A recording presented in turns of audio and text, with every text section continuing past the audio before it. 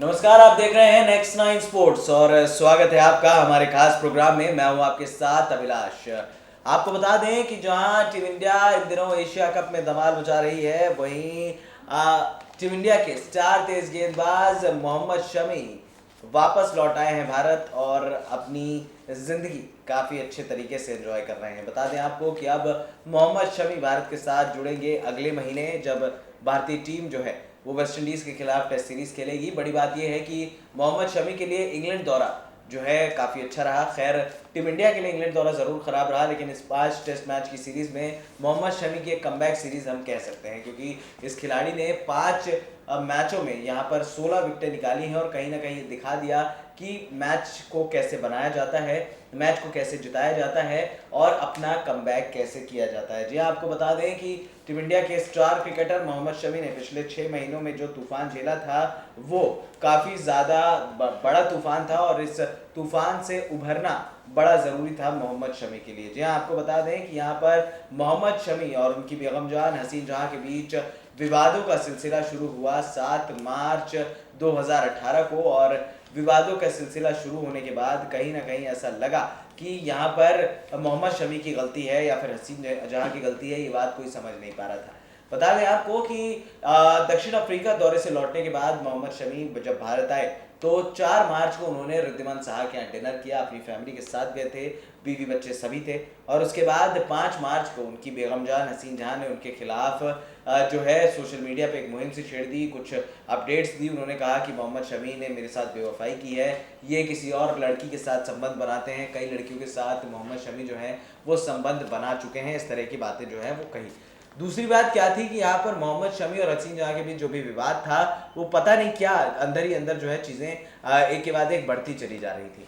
उसके बाद जब सोशल मीडिया पर इस तरह की चीज़ें वायरल हुई तो लोगों को विश्वास नहीं हो रहा था कि एक खिलाड़ी जो एक बेहतर तरीके से परफॉर्म करता है, उस खिलाड़ी की जो छवि है वो एक ग्लोबल लेवल पर काफ़ी अच्छी छवि है, क्या वो अपनी ही बीवी को धोखा दे सकता है या फिर क्या ये खिलाड़ी बाकी लड़कियों के साथ संबंध बना सकता है। दूसरी बात ये थी कि यहाँ पर मोहम्मद शमी कुछ समझ पाते इससे पहले ही 7 मार्च को हसीन जहां ने मोहम्मद शमी पर एक बार फिर बेवफाई का इल्ज़ाम लगाया, और ये इल्ज़ाम जो है ये उन्होंने सरेआम लगा दिया। उन्होंने मीडिया के सामने जो है साफ कह दिया। मीडिया से जब मुखातिब हुई हसीन जहां, उन्होंने कहा कि भाई मोहम्मद शमी और हसीन जहां के बीच जो है वो सही सब कुछ नहीं है, मोहम्मद शमी ने उनके साथ धोखा किया है, मोहम्मद शमी ने कई औरतों के साथ संबंध बनाए हैं और मोहम्मद शमी ने कहीं ना कहीं हसीन जहां को जो है वो बैकफुट पर ढकेल दिया। इस तरह की चीज़ें जो है वो सामने आई। खैर, ये इल्ज़ामात लगने के बाद दुनिया अगर कुछ समझ पाती, इससे पहले ही हसीन जहां लगातार आरोप पर आरोप मढ़ते चली जा रही थी।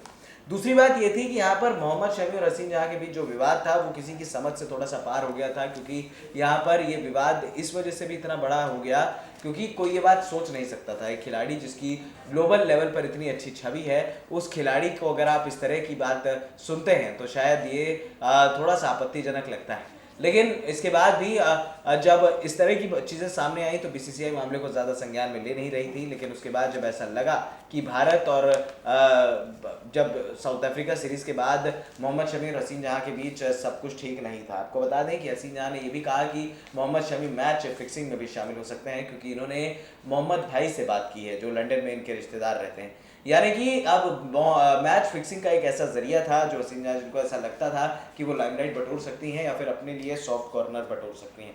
दूसरी बात ये थी कि मैच फिक्सिंग का विवाद जब सामने आया तो बीसीसीआई ने मोहम्मद शमी का सेंट्रल कॉन्ट्रैक्ट रद्द कर दिया, और सेंट्रल कॉन्ट्रैक्ट रद्द करने के बाद मोहम्मद शमी पर मैच फिक्सिंग की जांच कराई गई। जी हाँ, आपको बता दें कि मैच फिक्सिंग की जांच एसीयू ने की, और एसीयू की जांच चली रही थी तभी मोहम्मद शमी मीडिया के सामने आए और उन्होंने पूरा जो है ब्यौरा वो खोल कर दे दिया। मोहम्मद शमी ने कहा कि भाई अगर मैंने कुछ गलत किया है और मैंने मैच फिक्सिंग की है तो मुझे लगता है कि मैं अब शायद टीम में रहने लायक नहीं हूँ, या फिर आप मुझे सूली पर लटका दीजिएगा। इस तरह की बात मोहम्मद शमी ने कही थी।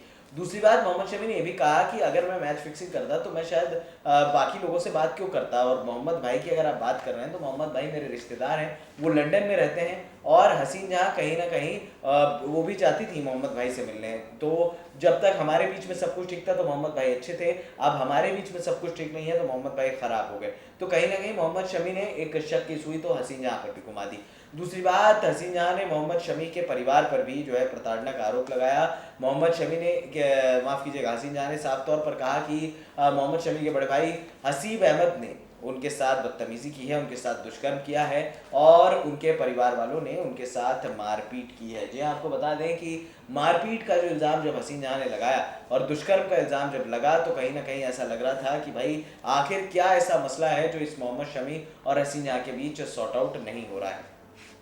इस बीच शमी मीडिया के सामने आकर उन्होंने पूरा ब्यौरा दे दिया कि भाई 7 दिसंबर 2017 की ये दुष्कर्म की बात बता रही हैं, तो हसीब अहमद तो 7 दिसंबर को थे ही नहीं, क्योंकि हम 6 दिसंबर को भुवनेश्वर कुमार के रिसेप्शन से लौटे थे और उसके बाद हम अपनी एक नॉर्मल ज़िंदगी जी रहे थे। अगले दिन हमारे यहाँ मिलाद का कार्यक्रम था। मैंने हसीन जहां को मना भी किया कि आप जो है हमें लिस्ट दे दीजिए, आप उनके भाई के यहाँ मत जाइए। हालांकि मोहम्मद शमी ने यह भी कहा कि उनके यहाँ जो चीज़ें हैं वो थोड़ा सा अलग है और उन्होंने बताया कि भाई मोहम्मद शमी और हसीन जहां के बीच ऐसा जो विवाद था वो काफ़ी ज़्यादा बढ़ चुका था।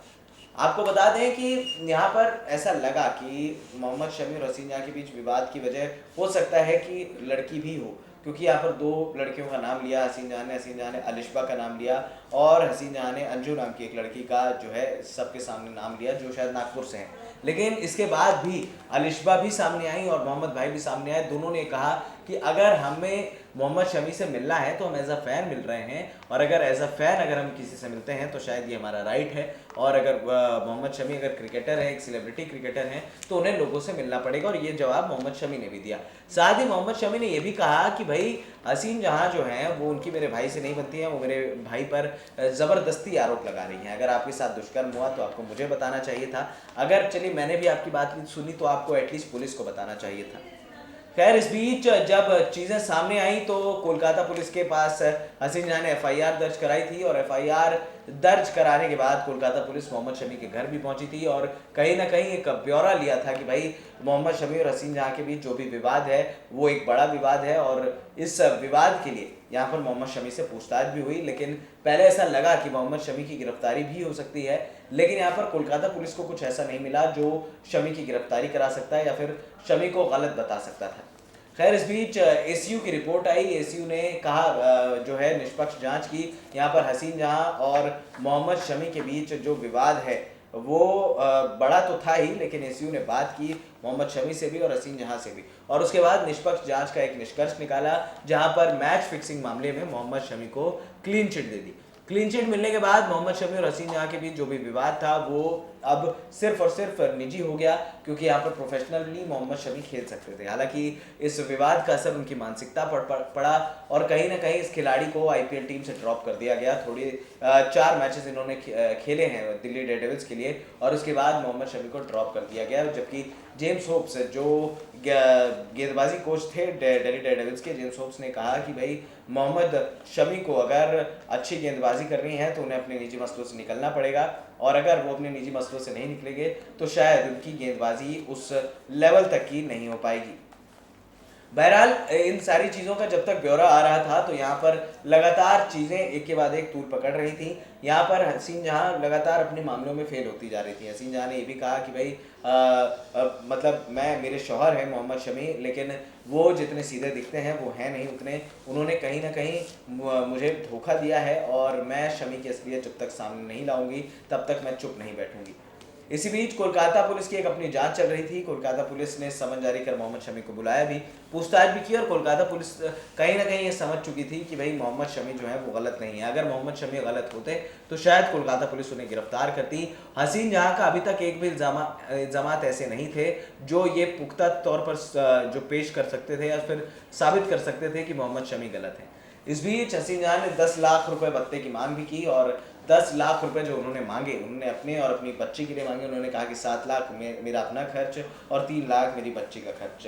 इसमें उन्होंने अलीपुर कोर्ट जाकर केस भी दर्ज कराया मोहम्मद शमी के खिलाफ भत्ते की मांग को लेकर, और अलीपुर कोर्ट ने मोहम्मद शमी के खिलाफ केस भी दायर किया और जो है समन भी जारी किया। हालांकि मोहम्मद शमी लगातार कह रहे थे कि मैं अब कोर्ट में ही जवाब दूंगा। हसीन जहां में कह रही थी कि वो कोर्ट तक जाएंगी, जिसके बाद जो पहली हियरिंग में तो यह बात अब साफ हो गई है कि अलीपुर कोर्ट ने कहा है कि मोहम्मद शमी को अब कोई भी भत्ता नहीं देना है हसीन जहां को, और कहीं ना कहीं हसीन जहां को अब जो वो पैसे नहीं मिलेंगे जो वो डिमांड कर रही हैं। मोहम्मद शमी को सिर्फ और सिर्फ अब अपनी बच्ची का खर्च उठाना है, वो भी 80,000 रुपये उन्हें देने हैं महीने के। इस बीच हसीन जहां बॉलीवुड में भी कदम रख रही हैं। आपको बता दें कि अमजद खान की फिल्म फतवा में वो साइन हो चुकी हैं, और फिल्म फतवा में वो जल्द ही पत्रकार का किरदार निभाते नजर आएंगी, यानी कि हसीन जहां अब अच्छा खासा पैसा कमा सकती हैं। शायद यही निष्कर्ष जो है वो ऑनरेबल कोर्ट ने भी निकाला।